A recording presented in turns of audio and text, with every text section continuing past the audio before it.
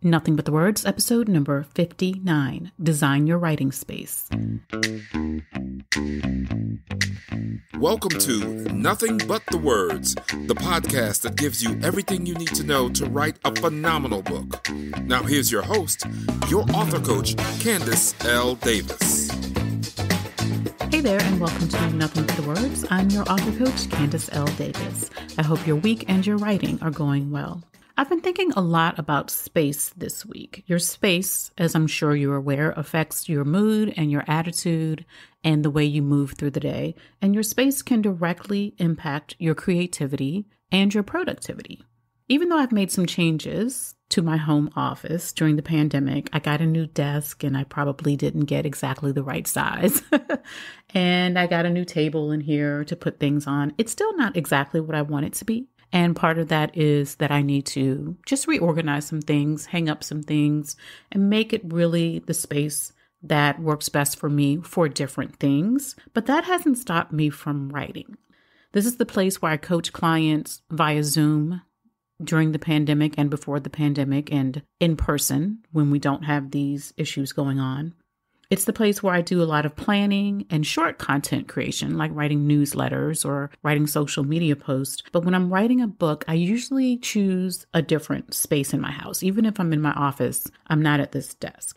I've found that the right space can make writing just flow so much more easily. Don't get me wrong, though. I have written while sitting in the car in a parking lot and in the stands at a basketball game and in the parents' lobby at the dance school many, many, many times. I've written on airplanes and even in the passenger seat as the car sped down the freeway, usually with my husband driving.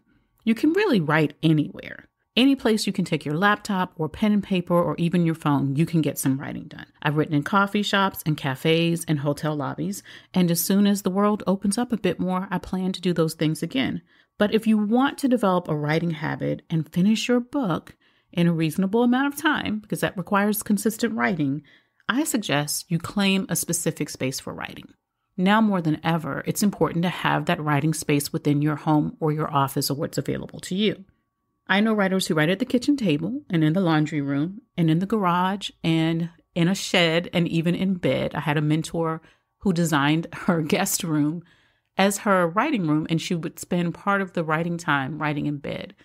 Now, I occasionally do that on weekends when I just need a real change of pace, but it's not really something I recommend. You can tend to get tired, and it's not super great for your posture either.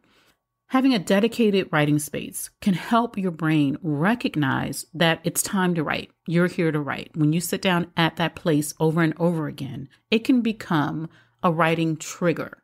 It can trigger your writing habit after a few sessions. So let's look at 5 elements of your creative writing space. 5 easy to accomplish elements, no matter what kind of place you live in. The first element of a creative and productive writing space is comfort. As you can imagine, I write a lot, and last year I wrote myself right into a bout of carpal tunnel syndrome in both wrists. I was able to resolve it with some simple exercises and by changing my whole work setup, which is how I ended up with this wrong size desk. You obviously don't want to get into that situation. You can Google the right laptop setup so that you're not putting unnecessary strain on your hands and wrists and shoulders. But even if you're not at risk for carpal tunnel or anything like that, physical discomfort is unpleasant. We don't like it, and it can give you an excuse to stop writing. So you want to set yourself up in a comfortable space. For months, maybe even over a year, my husband sat in a desk chair that was kind of broken.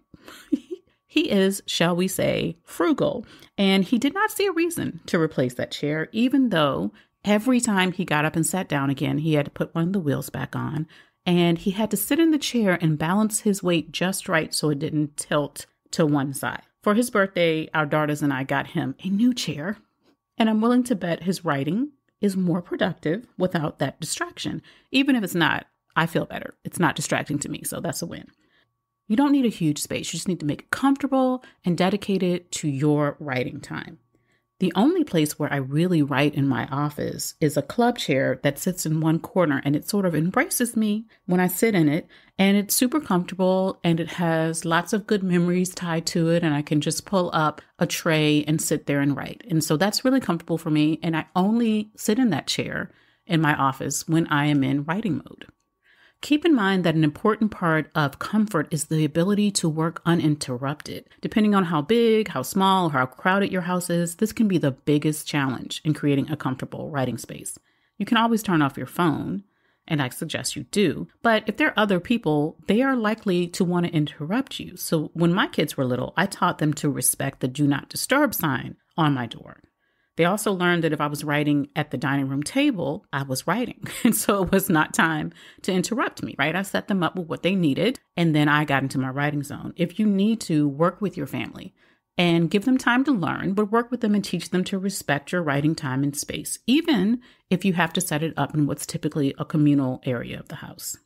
The second element of your creative writing space is sound. Some authors prefer to write in complete silence. Others prefer a certain level of music or ambient noise. I like silence in the early mornings before the sun comes up because that just feels like a time that should be silent to me.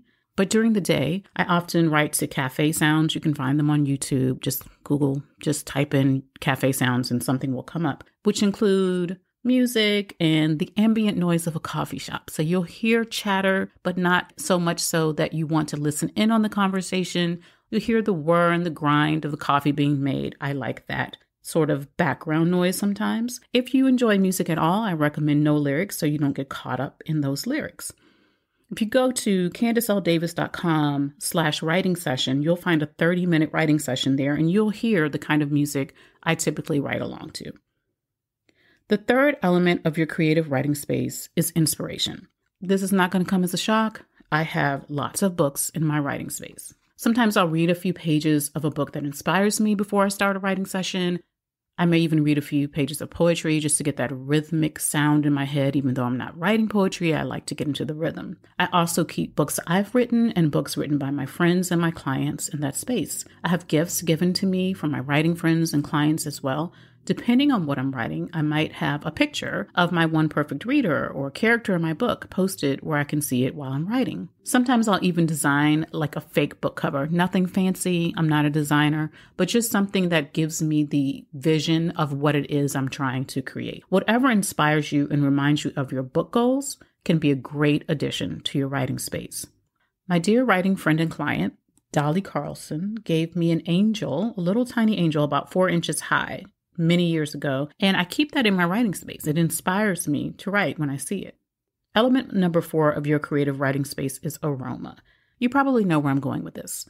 If you're an incense person, go for it. That's not really my thing, but I do like scented candles made from safe, natural ingredients. I also love the smell of fresh flowers. If you can keep whatever scent you choose unique to your writing space and your writing time, you'll find that it can also become a trigger for your creative process.